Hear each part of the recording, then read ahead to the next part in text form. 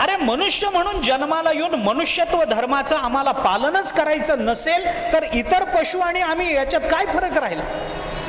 काही नित्य नेमावीण, अन्न खाये तो श्वान, वाया मनुष्यपण भार वाहे तो वृषभ, त्याचा होय भूमिभार. तुकोबराय बोलून दाखवता.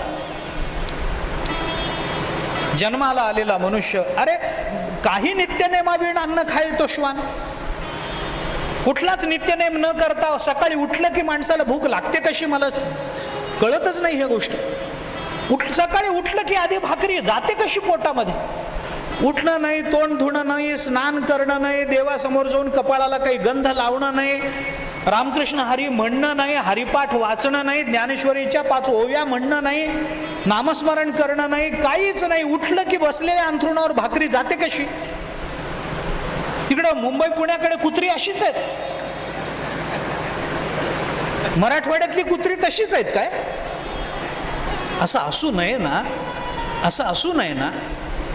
काही नित्य नेमावीण, अन्न खाये तो श्वान, अरे तो कुत्रा म्हणतात तुकोबराय. वाया मनुष्यपण भार वाहे तो वृषभ. आम्ही कोणत्या विचाराची ओझी वागवतो आहोत? मुळात आम्ही विचाराचं ओझं तरी वागवतो आहोत का? काही नाही. प्रपंचामध्ये जन्माला आलो, आई वडिलांनी जन्माला आलो घातलं म्हणून आम्ही आलो, आणि एके दिवशी आमचं प्रारब्ध संपेल आणि काळ ओढून नेईल म्हणून आम्ही मरणार आहोत.